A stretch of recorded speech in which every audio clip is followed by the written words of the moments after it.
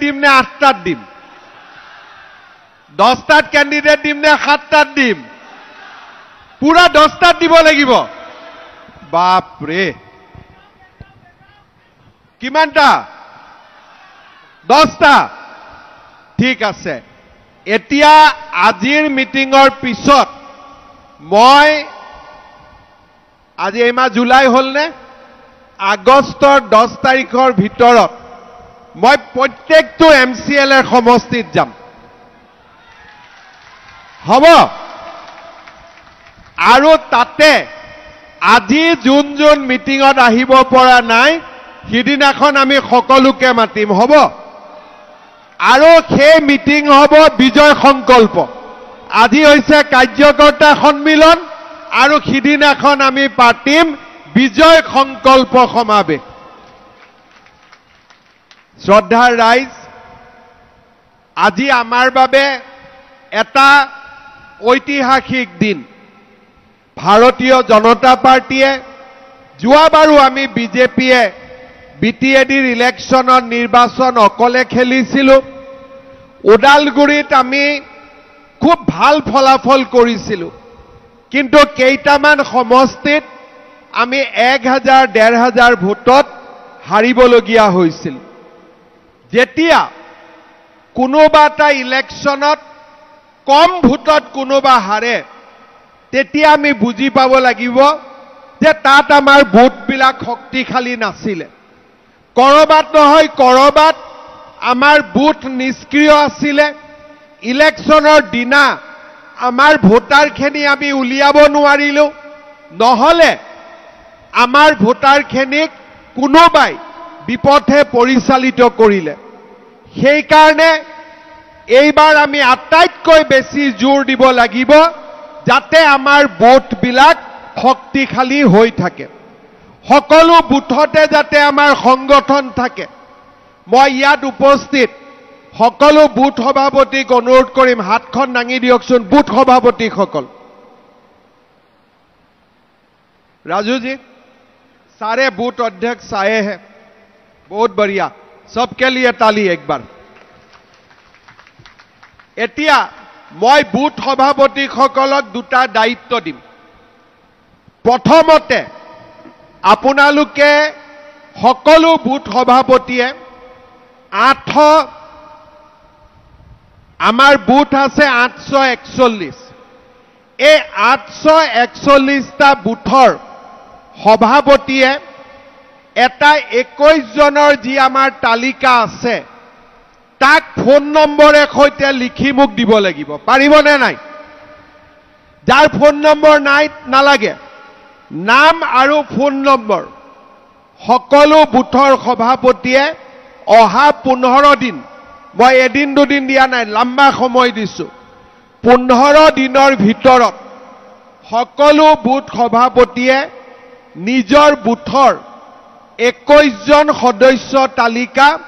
সদস্য তালিকা মোক দিব লাগিব আমি পাৰিম না নোৱাৰিম পাৰিম 100% পাৰিম তাৰ পিছত এই নিৰ্বাচনৰ সুযোগ লৈ আমি সকলোৱে আমাৰ বুথত এটা যুৱ বাহিনী গঠন কৰিম পাৰিম না নাই যুৱ বাহিনী গঠন কৰিব পাৰিম আৰু এই যুৱ বাহিনীৰ লিষ্টখন আৰু বুথৰ 21 জনৰ লিষ্টখন এই দুইখন লিষ্ট মই আপোনালোকৰ পৰা নিজে লম আৰু আমি চেষ্টা কৰিম যাতে ইলেকশ্যনলৈকে আমাৰ বুথখিনিক আমি শক্তিশালী কৰি ৰাখিম এইবাৰ যাতে আমি কম ভোটত নাহাৰো বেছি ভোটত হাৰিলে আফসোস নাথাকে কিন্তু যোৱাবাৰ ওদালগুৰি জিলাত 3টাকৈ সিট আমি কম ভোটত হাৰি গৈছিলো না নাই তেতিয়া আফসোস লাগে যদি বেছি ভোটত হাৰিলো তেতিয়া গম পালো যে আমাৰ ইয়াত সমৰ্থন নাই কিন্তু তেতিয়া বেয়া লাগে যে আমি গৈ একেবাৰে ওচৰ পাইছিলোই কিন্তু 1500 ভোটৰ কাৰণে আমি জিকিব নোৱাৰিলো তাৰ মানে সংগঠনত কৰবাত নহয় কৰবাত কিবা এটা দুৰ্বলতা আছিলে। আজি আমি নিশ্চিত আৰু আজিয়ে মই আনুষ্ঠানিকভাৱে ঘোষণা কৰিছো যে বিজেপিয়ে BTADত ইলেকশ্যন খেলিব, তাত কোনো সন্দেহ নাই। আমি ইলেকশ্যন খেলিমেই। আৰু ইলেকশ্যন আমি কিহৰ কাৰণে খেলিম? এটাই আমাৰ উদ্দেশ্য, যোৱা 5 বছৰত যেনেকে BTADত শান্তি আছিলে তেনেকে অহা 5 বছৰ আৰু অনন্ত কাললৈ BTADত শান্তি সম্প্ৰীতি থাকিব লাগিব। এই হৈছে আমাৰ উদ্দেশ্য। শান্তি সম্প্ৰীতিৰ লগে লগে BTADৰ উন্নতি হ'ব লাগিব, BTADৰ প্ৰগতি হ'ব লাগিব আৰু BTADে ডাবল ইঞ্জিন চৰকাৰৰ সুবিধা পাব লাগিব, মোদীজীৰ চৰকাৰৰো সুবিধা পাব লাগিব আৰু দিছপুৰৰ বিজেপি চৰকাৰৰ সুবিধা পাব লাগিব। আমাৰ BTADত সম্ভাৱনা আছে, আমি আগুৱাই যাব পাৰোঁ আৰু যোৱা অতীত পাহৰি আমি এটা নতুন ভৱিষ্যত নিৰ্মাণ কৰিব পাৰোঁ। মোৰ কাৰ্যকৰ্তাসকললৈ অনুৰোধ, এই BTADৰ নিৰ্বাচন আমি ক্ষমতাৰ কাৰণে খেলিব খোজা নাই। ক্ষমতা আহে, ক্ষমতা যায়, কিন্তু এই BTADৰ ইলেকশ্যন আমি BTADৰ এক নতুন ভৱিষ্যত ৰচনা কৰিবৰ বাবে আমি BTADৰ ইলেকশ্যন খেলিব খুজিছো। আমি BTADত শান্তি আনিম, চিৰস্থায়ী শান্তি আনিম, শান্তিৰ লগত প্ৰগতি আৰু সমৃদ্ধিৰ আমি এখন নতুন BTAD নিৰ্মাণ কৰিম। শ্ৰদ্ধাৰ ৰাইজ, আজি আপোনালোকে আমাৰ অসমখনত দেখিছে, কোনখন অসম আছিলে কংগ্ৰেছৰ দিনত, আজি মাত্ৰ 10 বছৰৰ ভিতৰত সেই অসমখনৰ কি ধৰণে পৰিৱৰ্তন হ'ল। অসমৰ আকাশত অন্ধকাৰৰ কলীয়া ডাৱৰ আছিলে, আজি অন্ধকাৰবোৰ আঁতৰি গ'ল, সূৰুজৰ পোহৰ আহিল। চাৰিওফালে কাৰ্বি আলঙৰ পৰা BTADলৈ, কোকৰাঝাৰৰ পৰা ধুবুৰীলৈ, শদিয়াৰ পৰা ডিব্ৰুগড় তিনচুকীয়ালৈ আজি আমাৰ ৰাজ্যখনৰ চাৰিওফালে উন্নয়নৰ এক নতুন বুনিয়াদ নিৰ্মাণ হ'ল। শান্তিৰ এখন নতুন অসম নিৰ্মাণ হ'ল, যিখন অসমত কংগ্ৰেছৰ দিনত এটা অংগনবাদী চাকৰিৰ কাৰণে 5 লাখ টকা ঘোষ দিব লাগিছিল, আজি সেইখন অসমত 1.5 লাখ 2 লাখ ল'ৰা ছোৱালীয়ে চাকৰি পাইছে, কোনেও তামোল এখনো খুৱাবলগীয়া হোৱা নাই। আজি আমি নতুন অসম নিৰ্মাণ কৰিছো। আজি যিখন অসমত কোনেও কল্পনা কৰিব পৰা নাছিল যে এখন এখনকৈ ব্ৰহ্মপুত্ৰৰ ওপৰত দলং হ'ব, প্ৰতিখন জিলাতে মেডিকেল কলেজ নিৰ্মাণৰ সপোন হ'ব আৰু চাৰিওফালে উন্নয়নে এক নতুন দিগন্তৰ নিৰ্মাণ কৰিব, কোনেও আশাও কৰা নাছিল। কিন্তু আজি প্ৰধানমন্ত্ৰী ডাঙৰীয়াৰ নেতৃত্বত আমি অসমত ভাৰতৰ ভিতৰতে এখন শক্তিশালী, বিকশিত আৰু সুৰক্ষিত ৰাজ্যলৈ ৰূপান্তৰ কৰিছো। মোৰ মনৰ আশা, অসম যেনেকৈ আগবাঢ়িছে BTADও তেনেকৈ আগবাঢ়িব লাগিব, তাতকৈ বেছি আগবাঢ়িব লাগিব। আৰু সেইবাবে BTADৰ বিকাশ, BTADৰ সুৰক্ষা আৰু BTADৰ ৰাইজৰ অধিকাৰৰ বাবে আমি আজি BTADত নিৰ্বাচনত যোগদান কৰিম।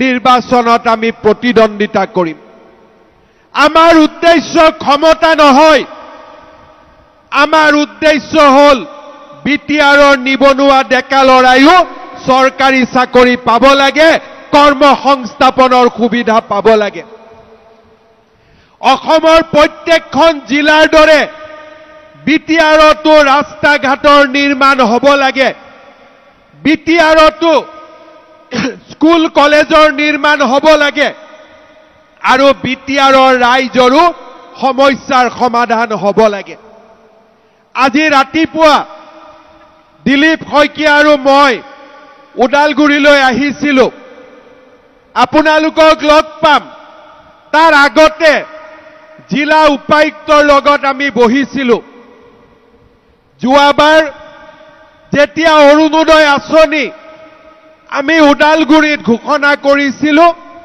ওদালগুৰিৰ ৰাইজক দিছিলোঁ আমি সৰ্বমুঠ 58,000 পৰিয়ালক 58,000 পৰিয়ালক আমি অৰুণোদয় আঁচনি দিছিলোঁ আজি আমি ৰাতিপুৱা সিদ্ধান্ত লৈছোঁ যে আগষ্ট মাহৰ ভিতৰত আমি ওদালগুৰি জিলাত 58,000 নহয় 1,20,000 লোকক আমি অৰুণোদয় আঁচনি দিম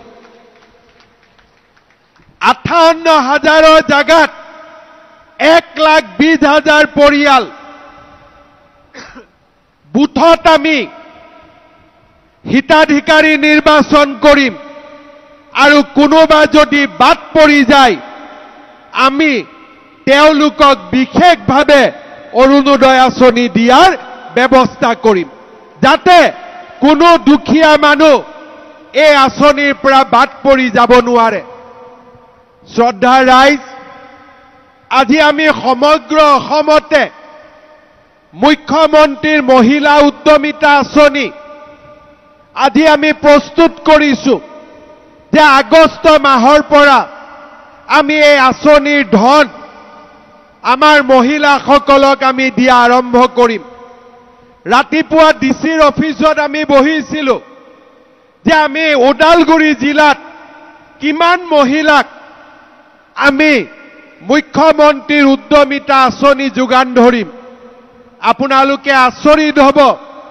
ওদালগুৰি জিলাৰ 1.5 লাখ মহিলাই এই মহিলা উদ্যমিতা আঁচনি লাভ কৰিব আজি তাৰ আমি ৰাতিপুৱা মিটিং কৰি সিদ্ধান্ত লৈছোঁ আমাৰ ওদালগুৰি জিলাৰ 24খন চাহ বাগিচা আছে এই চাহ বাগিচাৰ শ্ৰমিকসকলৰ প্ৰত্যেকজনে যাতে এটিকলি দুটিপাত আঁচনি পাব পাৰে আমাৰ ওদালগুৰি জিলাত আমাৰ ডেকা ল'ৰা 3,000 ডেকা ল'ৰা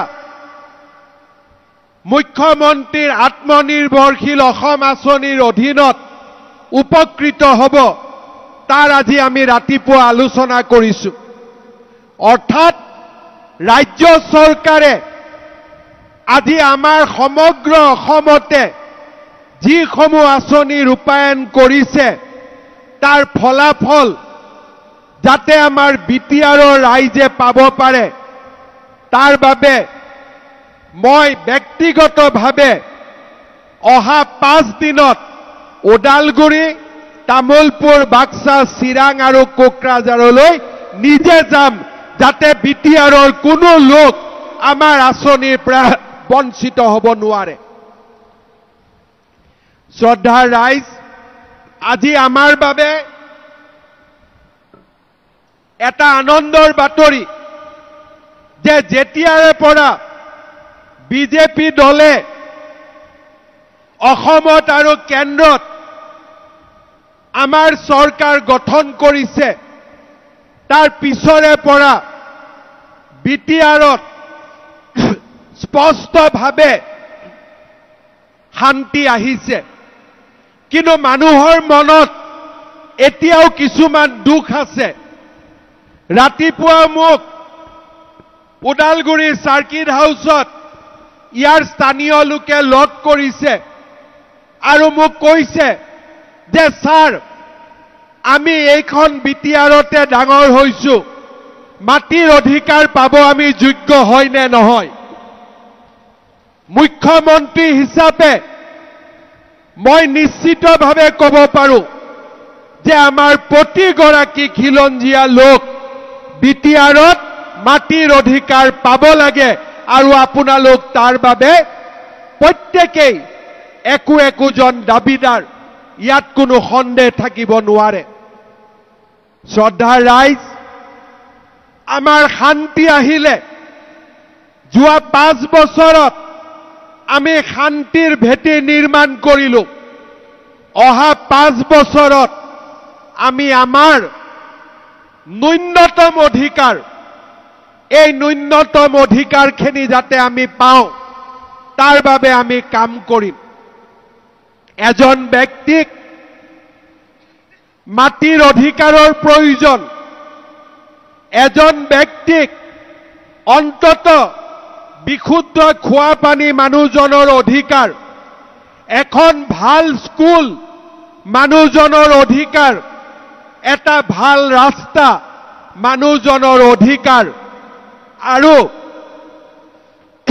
প্ৰতিটো চৰকাৰী আঁচনি বৈষম্যমূলকভাৱে পোৱা আমাৰ ৰাইজৰ অধিকাৰ আজি যদি সকলো স্থানতে প্ৰধানমন্ত্ৰী আৱাস যোজনাৰ ঘৰ পাব পাৰে তেতিয়াহলে বিটিআৰৰো প্ৰত্যেকজন দুখীয়া মানুহে প্ৰধানমন্ত্ৰীৰ আৱাস যোজনাৰ ঘৰ পাব পাৰে সেয়া বিটিআৰৰ ৰাইজৰ অধিকাৰ শ্ৰদ্ধাৰ ৰাইজ আমি বহুত ডাঙৰ একো বিচৰা নাই আমি এনেকুৱা কথা বিচৰা নাই যিয়ে আমাৰ মাজত থকা শান্তি আৰু আমাৰ মাজত থকা সম্প্ৰীতিক আঘাত কৰিব পাৰে আমি মাত্ৰ বিচাৰিছো শান্তি আৰু ন্যূনতম অধিকাৰ আৰু যেতিয়া বিটিআৰত প্ৰতিজন লোকে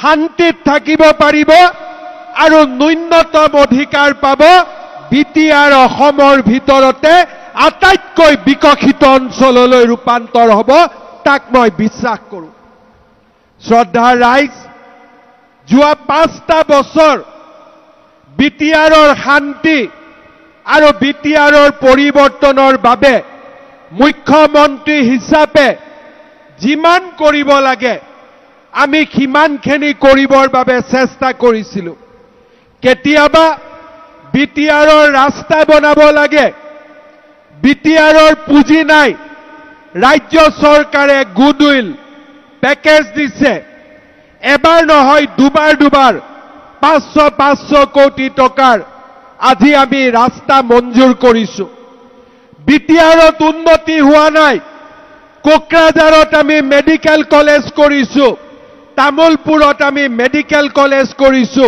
আৰু ওদালগুৰিতো মেডিকেল কলেজ নিৰ্মাণৰ প্ৰতিশ্ৰুতি দিছো আজি বিটিআৰত আমাৰ ৰাজ্য চৰকাৰৰ প্ৰচেষ্টাত বড়োলেণ্ড ইউনিভাৰ্চিটি নিৰ্মাণ হৈছে আৰু তাৰ লগে লগে কোকৰাঝাৰতো ইউনিভাৰ্চিটি আৰু ওদালগুৰিতো বড়োলেণ্ড ইউনিভাৰ্চিটিৰ কেম্পাছ নিৰ্মাণৰ আমি সিদ্ধান্ত লৈছো ভূটানৰ চৰকাৰৰ লগত কথা পাতিছো যাতে ভূটানৰ পানী ওদালগুৰি বাক্সা আৰু তামুলপুৰৰ ৰাইজে পাব পাৰে আৰু ইলেক্ট্ৰিচিটি নোহোৱাকৈ আমি যাতে খোৱা পানী পাব পাৰো বিটিআৰত আজি কেইবাটাও গুৰুত্বপূৰ্ণ ৰাস্তা অসম মালা আঁচনিৰে আমি নিৰ্মাণ কৰিছো আৰু ডাঙৰ দলং পাগলা দিয়াৰ দৰে নদীৰ ওপৰত এখন নহয় দুখনকৈ দলং ৰাজ্য চৰকাৰৰ পুঁজিৰে নিৰ্মাণৰ ব্যৱস্থা কৰা হৈছে প্ৰধানমন্ত্ৰী মোদী ডাঙৰীয়াই বিটিআৰলৈ আহিছে গৃহমন্ত্ৰী অমিত শাহ ডাঙৰীয়া বিটিআৰলৈ আহিছে আৰু বিটিআৰৰ নিৰ্মাণৰ বাবে আমাৰ বিটিআৰ চুক্তি অনুসৰি আমি 2000 কোটি টকাৰ পেকেজ আমি মঞ্জুৰ কৰিছো। আজি বিটিআৰত পৰিৱৰ্তন হৈছে, কিন্তু এই পৰিৱৰ্তনৰ মূল তত্ত্ব এটাই যে এই পৰিৱৰ্তনে প্ৰত্যেকখন গাঁও আৰু প্ৰত্যেকজন মানুহৰ জীৱনত স্পৰ্শ কৰিব লাগিব। এই হৈছে আমাৰ লক্ষ্য। শ্ৰদ্ধাৰ ৰাইজ,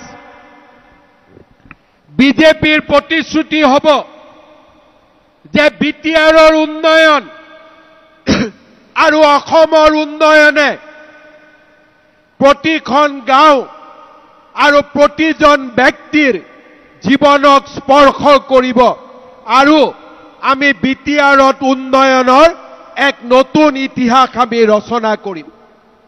শ্ৰদ্ধাৰ ৰাইজ, বিটিআৰৰ নিৰ্বাচন আৰু বহুতো ৰাজনৈতিক দলে খেলিব। আমাৰ কাৰো লগত শত্ৰুতা নাই। কংগ্ৰেছক বাদ দি আমি কোনো ৰাজনৈতিক দলৰ লগতে আমাৰ শত্ৰুতা নাই। আমি মাত্ৰ এটাই স্বাৰ্থ যে বিটিআৰৰ উন্নয়ন আৰু বিটিআৰৰ বিকাশে প্ৰতিটো জনগোষ্ঠী আৰু প্ৰতিজন ৰাইজক স্পৰ্শ কৰিব লাগে। এই হৈছে আমাৰ সিদ্ধান্ত আৰু সেই কাৰণে আমি ৰাইজৰ বাবে বিটিআৰত নিৰ্বাচন খেলাৰ সিদ্ধান্ত লৈছো। শ্ৰদ্ধাৰ কাৰ্যকৰ্তা বন্ধু বান্ধৱীসকল, এটা কথা মনত ৰাখিব যে আমি কাৰো বিৰুদ্ধে ইলেকশ্যন উঠা নাই। বোলে কাৰ লগত ইলেকশ্যন উঠিছা? আমি কাৰো লগত ইলেকশ্যন উঠা নাই। আমি বিটিআৰৰ উন্নতিৰ বাবে ইলেকশ্যন উঠিছো। আপোনাৰ অপোনেণ্ট কোন? আপোনাৰ প্ৰতিদ্বন্দ্বী কোন? আমাৰ কোনো প্ৰতিদ্বন্দ্বীৰ নাম আমি নাজানো। আমি মাত্ৰ এটাই জানো যে বিটিআৰত সৰ্বস্তৰত বিকাশ হ'ব লাগে আৰু তাৰ কাৰণে বিজেপিক ৰাইজে ভোট দিব লাগে। আমি কাৰো বিৰুদ্ধে নহয়। আমি সকলোৰে লগত আছো। কিন্তু আমি এটা কথা এইবাৰ নিশ্চিত কৰিব খোজো যে আমি যোৱা 5 বছৰত শান্তি আনিলো আৰু এই বছৰত আমি বিকাশৰ গংগা আমি বিটিআৰলৈ নমাই আনিম। এই আমাৰ লক্ষ্য আৰু এই হৈছে আমাৰ উদ্দেশ্য। শ্ৰদ্ধাৰ ৰাইজ, আমাৰ ৰাজ্য চৰকাৰৰ যিবিলাক আঁচনি আছে, অৰুণোদয় আঁচনি, মুখ্যমন্ত্ৰীৰ মহিলা উদ্যমিতা আঁচনি, এই গোটেইবোৰ আঁচনি আমি যেতিয়া বিটিআৰলৈ আনো, আমি বিটিআৰৰ এটকাও খৰচ নকৰো। আমি ৰাজ্য চৰকাৰৰ পুঁজিৰে বিটিআৰৰ দৰিদ্ৰ জনতাক আমি সেৱা কৰিবৰ বাবে প্ৰচেষ্টা কৰো। কিন্তু আমাৰ প্ৰচেষ্টাৰ লগত যদি দিল্লী, দিছপুৰ আৰু কোকৰাঝাৰ তিনিটা যদি যোগ হৈ যায়, আপোনালোকে নিজেই চিন্তা কৰক বিটিআৰত কিমান গতিত উন্নতি হ'ব পাৰে, প্ৰগতি হ'ব পাৰে, বিকাশ হ'ব পাৰে। যোৱা কেইবাটামান বছৰত বিটিআৰত আমি বিধায়ক পাইছো, বিটিআৰত আমি সংসদ পাইছো, বিটিআৰত আমি MCLA পাইছো। কিন্তু আমি যিমান পাব লাগে তাতকৈ আমি কম পাই আছো। এইবাৰ আমাৰ লক্ষ্য হ'ব যে আমি বিটিআৰৰ নীতি আৰু বিটিআৰ পৰিচালনাত বিজেপিয়ে যাতে এক যোগ্য আৰু শক্তিশালীভাৱে ভূমিকা ল'ব পাৰে, তাৰ বাবে আমি এইবাৰ বিজেপিক আটাইতকৈ বেছি সিটত জিকাই আমি পঠিয়াব লাগিব। পাৰিম নে নাই?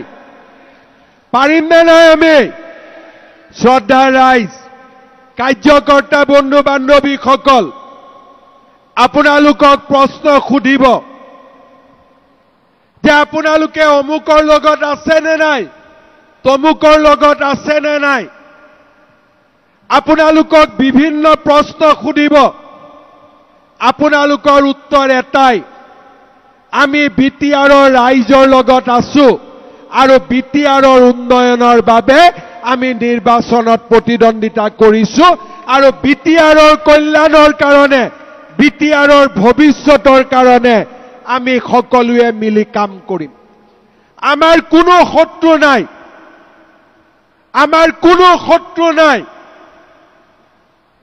আমাৰ সকলো বন্ধু মাত্ৰ আমাৰ লক্ষ্য এটাই এইখন বিটিআৰত কোনো মানুহে যাতে নাভাবে যে মই দ্বিতীয় শ্ৰেণীৰ নাগৰিক সকলো মানুহে ভাবিব লাগিব যে মই প্ৰথম শ্ৰেণীৰ নাগৰিক আৰু সেয়ে হৈছে আমাৰ উদ্দেশ্য শ্ৰদ্ধাৰ ৰাইজ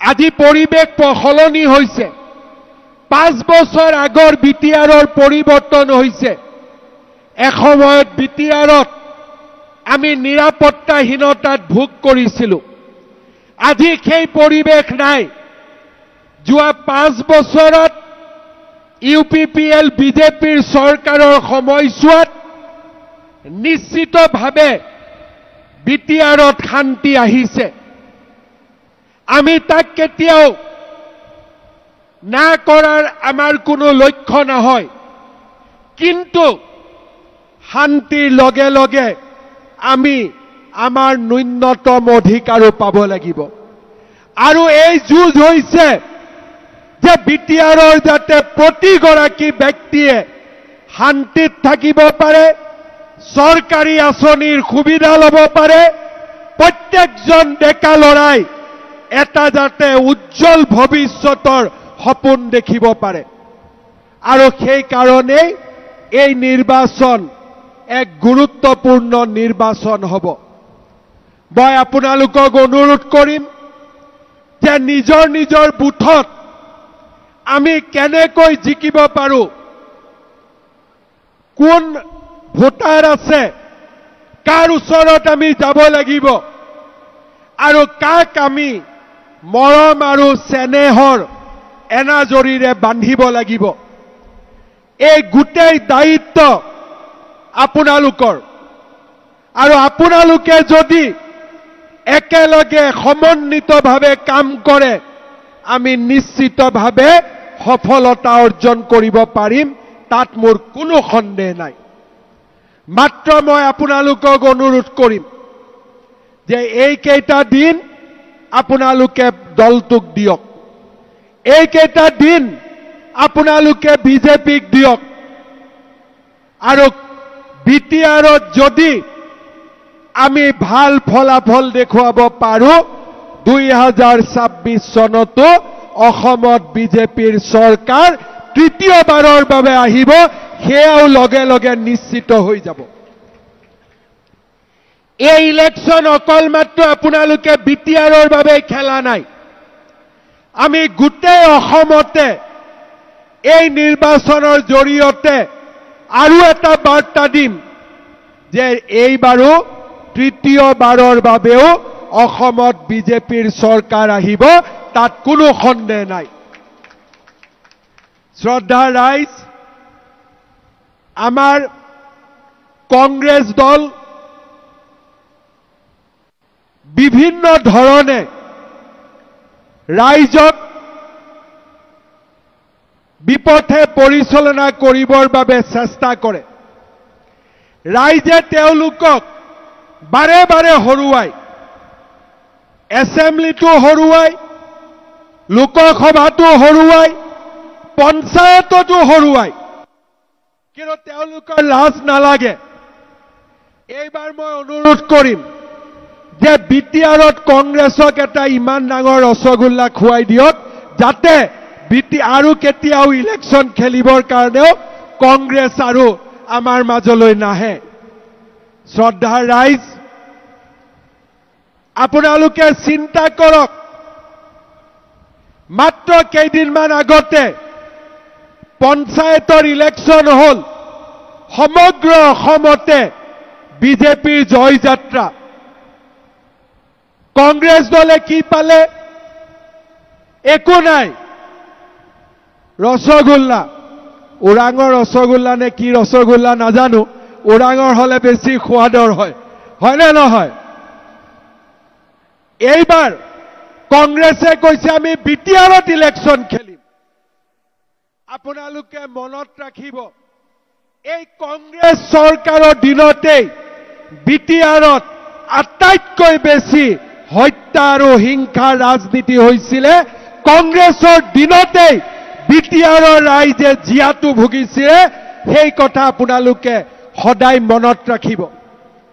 এই কংগ্ৰেছৰ দিনতেই বিটিআৰত বোমা বিস্ফোৰণ, সাম্প্ৰদায়িক হত্যা, হিংসা। কংগ্ৰেছে কেতিয়াও বিটিআৰত শান্তি বিচৰা নাছিল। 2014 চনৰ পিছত নৰেন্দ্ৰ মোদী ডাঙৰীয়াই বিটিআৰলৈ শান্তি আনিলে। যি কাম মোদী ডাঙৰীয়াই কৰিলে সেই কাম কংগ্ৰেছেও কৰিব পাৰিলেহেঁতেন। কিন্তু কংগ্ৰেছৰ ৰাজনীতি শান্তিৰ ওপৰত প্ৰতিষ্ঠিত নহয়।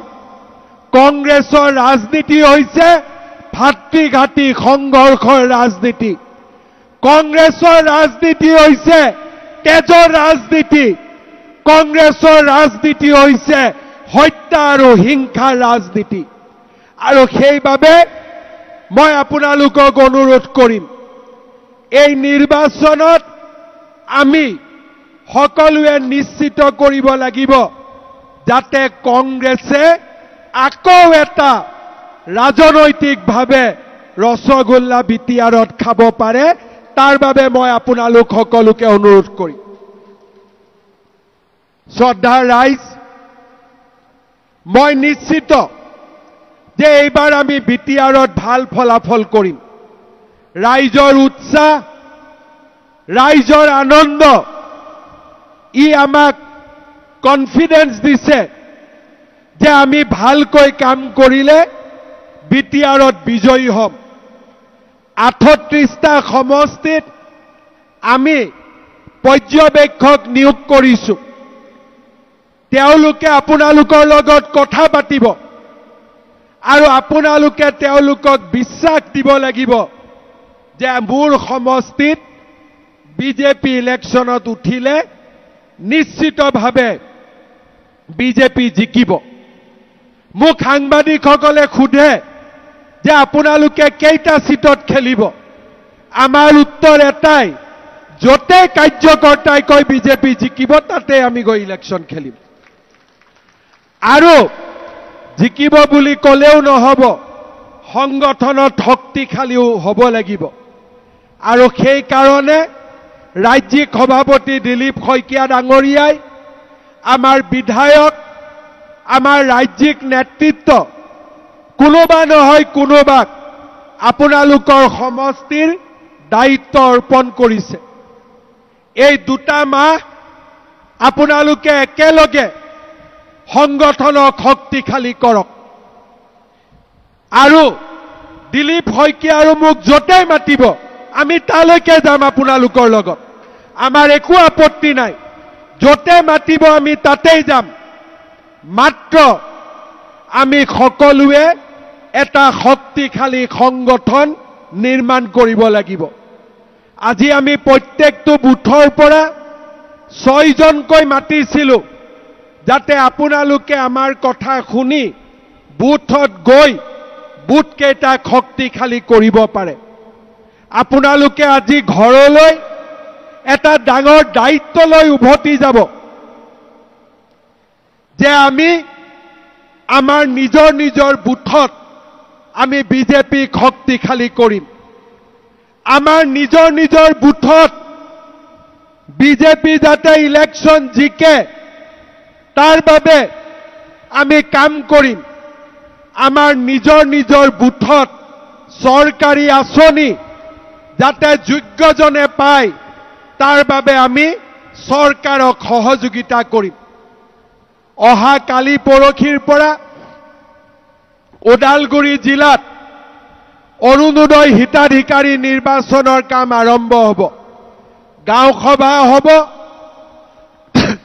আপোনালোকে গাঁও সভাত থাকি দুখীয়া মানুহৰ নাম দিব আৰু কৰবাত যদি আপোনালোকে ভাবে যে কোনোবা দুখীয়া মানুহৰ নাম বাদ পৰিছে মণ্ডল সভাপতিৰ জৰিয়তে তালিকাখন জিলা সভাপতিক আপোনালোকে অৰ্পণ কৰিব যাতে কোনো এজন দুখীয়া মানুহ কতো বাদ পৰি যাব নোৱাৰে অৰ্থাৎ আমাৰ মূল কথা সেৱাই হৈছে সংগঠন আমি সংগঠনো কৰিম আৰু ৰাইজক আমি সেৱাও কৰিম বিটিআৰত ৰাইজক সেৱা কৰাৰ বাবে বিটিআৰৰ উন্নয়ন আৰু বিটিআৰৰ বিকাশৰ বাবে অহা 2 মাহ আমি আমাৰ শক্তি ভাৰতীয় জনতা পাৰ্টিৰ বাবে আমি ব্যৱহাৰ কৰিম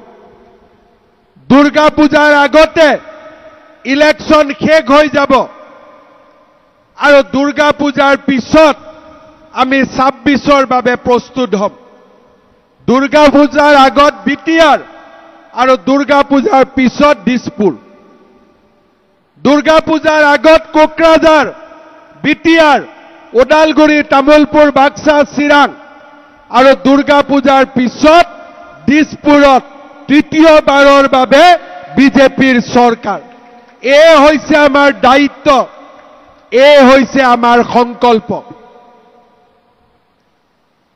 বুজি পাইছে নে নাই আপোনালোকে কোনে কোনে বুজি পাইছে দায়িত্ব সকলোৱে বুজি পালে নে নাই এই 2 মাহ দলক দিবনে নিদিয়ে অলপ ডাঙৰকৈ ক'ব লাগিব এই 2 মাহ দলক দিবনে নিদিব দিবনে নিদিব একদম আজি আমি ইয়াতে ৰাজু ডাঙৰীয়া দিলীপ শইকীয়া ডাঙৰীয়াৰ সন্মুখত আমি সকলোৱে প্ৰতিশ্ৰুতি দিলো আৰু মই নিজেও দিলো যে এই 2 মাহ আমি বিটিআৰৰ বাবে আমি বিজেপিৰ বাবে আমাৰ সমস্ত শক্তি আমি দিম নে নিদিম একদম পাক্কা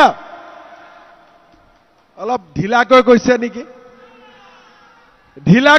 নেকি দিম নে নিদিম একদম মই এটাই বিশ্বাসত উভতি যাম যে এইবাৰ বিটিআৰৰ নিৰ্বাচনত বিজেপিয়ে চমৎকাৰ কৰিব বিজেপিয়ে দেখুৱাই দিব যে আমি এটা বিশাল ৰাজনৈতিক শক্তি পাৰিম নহয় এতিয়া মোৰ 2টা কথা আৰু এবাৰ মই ৰিপিট কৰি দিছো 21 জনীয়া কমিটি এই 21 জনীয়া কমিটিৰ নাম আৰু ফোন নম্বৰ মোক লাগিব সকলো বুথ সভাপতিয়ে এই দায়িত্ব পালন কৰিব আৰু প্ৰত্যেকটো বুথত যুৱ বাহিনী এটা আমি গঠন কৰিম এই 2টা কাম আমি 15 আগষ্টৰ আগতে শেষ কৰিম পাৰিম নে নোৱাৰিম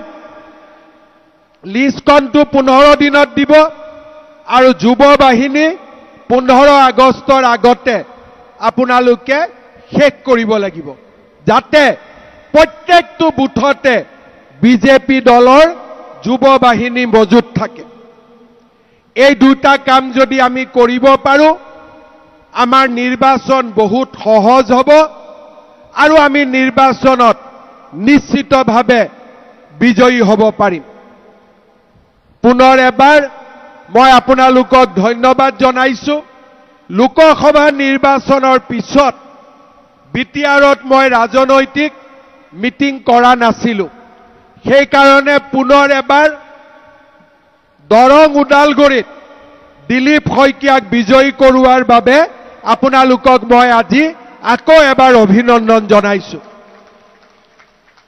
আৰু লগতে আমি সকলোৱে আকৌ এবাৰ সংকল্প লৈছো আমি বিটিআৰো জিকিম দিছপুৰো জিকিম হ'ব কি জিকিম প্ৰথমতে কি জিকিম তাৰ পিছত আমি কি জিকিম মোৰ লগত একেলগে কব ভাৰত মাতা কি, ভাৰত মাতা কি, Narendra Modi, JP Nadda, Amit Shah, Dilip Saikia, BJP, BJP, Vande Vande. বহুত বহুত ধন্যবাদ। আৰু 15 তাৰিখৰ পিছত মই আপোনালোকৰ প্ৰত্যেকটো ভিচিডিচি নোৱাৰিলেও MCLত মই নিজে যাবৰ কাৰণে চেষ্টা কৰিম। ৰাইজৰ যি অসুবিধা আছে তাতে আপোনালোকে মোক সকলোকে ক'ব, ময়ো যাতে বুজি পাওঁ BTRৰ কাৰণে কি অনাগত দিনত কৰিব লাগিব। বহুত বহুত ধন্যবাদ। জয় হিন্দ, বন্দে